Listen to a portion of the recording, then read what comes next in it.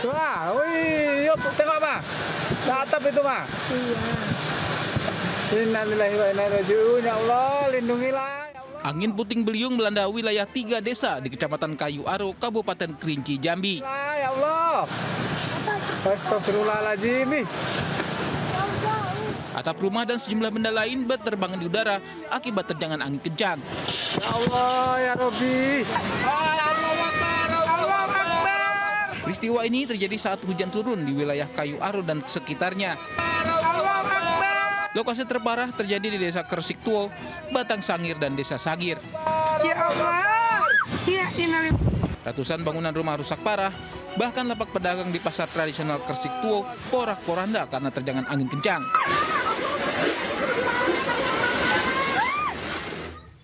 Belum ada laporan resmi terkait jumlah kerugian ataupun korban jiwa. Warga berharap ada bantuan cepat dari pemerintah, terutama untuk pemulihan pasca bencana ini. Dari Kabupaten Kerinci Jambi, Kapior Gandhi, iNews melaporkan. Pemirsa, diduga akibat korsleting listrik, rumah berlantai 2 di Cempaka Putih, Jakarta hangus terbakar. Sementara kebakaran melahap belasan lapak pedagang di Pasar Tambin, Bangkalan, Jawa Timur.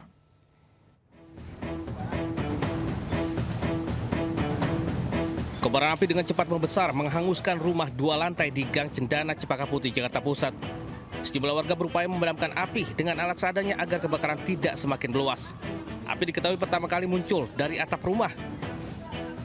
Dalam waktu singkat api membesar melumat seisi bangunan. Diduga kebakaran disebabkan hubungan arus pendek listrik dari lantai 2 rumah. Lokasi kebakaran yang berada di gang sempit menyulitkan petugas pemadam kebakaran melakukan upaya pemadaman. Api baru padam setelah petugas mengerahkan 15 unit mobil damkar ke lokasi. Dari Jakarta, Rani Sanjaya, iNews melaporkan.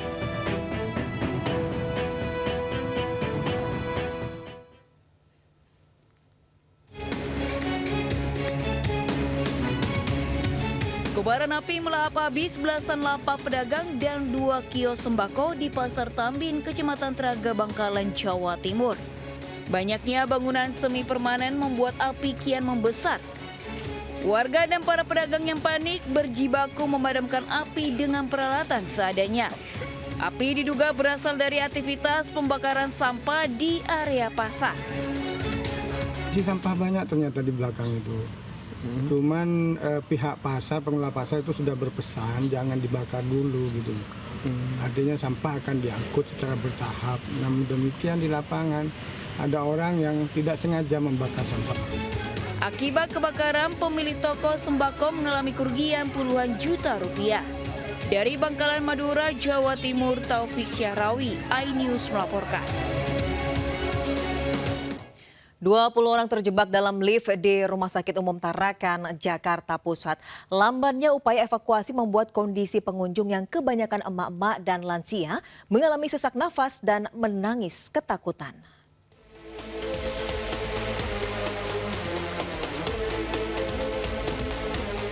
Sebanyak 20 pengunjung RSUD Tarakan, Gambir, Jakarta terjebak dalam lift yang tiba-tiba berhenti mendadak. Mereka pun tak mampu berbuat banyak dan hanya bisa menanti pertolongan. Setelah 1,5 jam, para korban akhirnya bisa dievakuasi petugas. Sebagian korban yang kebanyakan emak-emak dan lansia mengalami sesak napas dan menangis ketakutan. Sebelumnya insiden terjadi saat mereka hendak naik ke lantai 5 namun tiba-tiba berhenti mendadak. Yang terjebak di dalam lift itu sudah bertahan kurang lebih 1,5 jam. Berapa orang?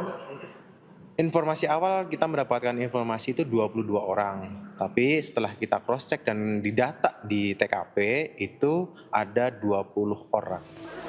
Dugaan sementara lift macet akibat overload lantaran alarm indikator kapasitas tak berbunyi. Namun penyebab pasti insiden tersebut masih diselidiki pihak operator lift. Dari Jakarta, Rani Sanjaya, iNews melaporkan. Pemirsa, sebuah mobil minibus melaju kencang hingga menabrak seorang warga yang sedang duduk di warung di Grogol, Petamburan, Jakarta Barat. Akibat insiden tersebut, korban alami patah tulang. Inilah detik-detik sebuah minibus alami kecelakaan di pemukiman warga di Jalan Utama Sakti, Grogol, Petamburan, Jakarta Barat. Minibus dalam keadaan pintu dan kap mesin terbuka melaju tak terkendali hingga menabrak seorang warga yang duduk di warung. Warga sekitar kemudian berupaya mengevakuasi korban yang terjepit kendaraan. Akibat kejadian ini, korban alami patah tulang pinggul dan kaki. Mobil juga menabrak warung dan pintu pagar rumah hingga ringsek. Insiden berawal saat pengemudi sedang memperbaiki mobilnya yang mogok. Namun saat sedang dinyalakan, mobil langsung tancap gas dan tak dapat dikendalikan. Katanya mobilnya. Kenapa gimana? Mogok. Mobilnya mogok. Ya. Terus? Terus didorong katanya. Terus setelah didorong masuk gigi. Ya gasnya nggak turun-turun gitu. Akhirnya Ya nabrak. Ada orang gitu. Korban kini mendapatkan perawatan medis di rumah sakit. Dari Jakarta, Miftahul Gani, iNews melaporkan.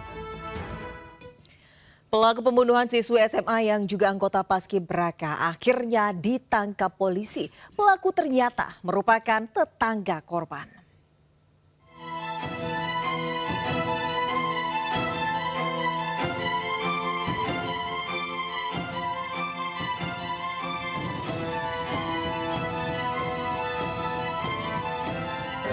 Anggota Paskibra, Kecamatan Natal. Korban!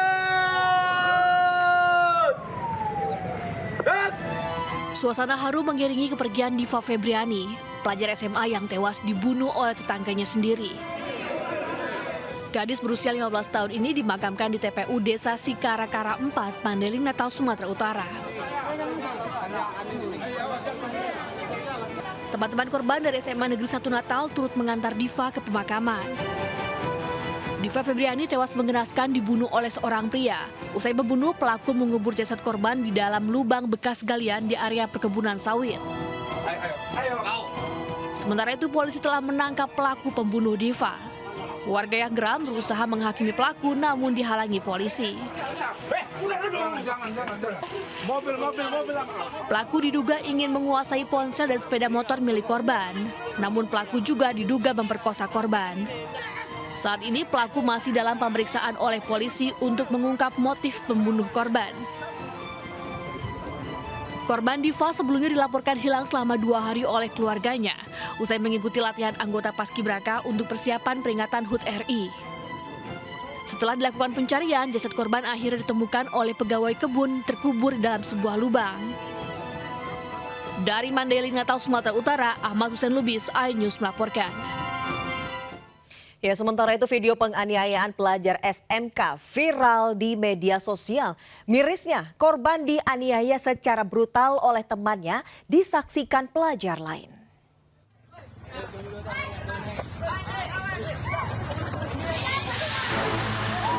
Aksi penganiayaan terjadi antara 2 pelajar di depan salah satu sekolah negeri di Pangkep, Sulawesi Selatan. Ironisnya, bukannya melerai, justru pelajar lain yang berada di lokasi merekam kejadian. Video berdurasi 19 detik ini pun viral di media sosial. Buntut viralnya video, pelaku penganiayaan diperiksa aparat Satreskrim Polres Pangkep.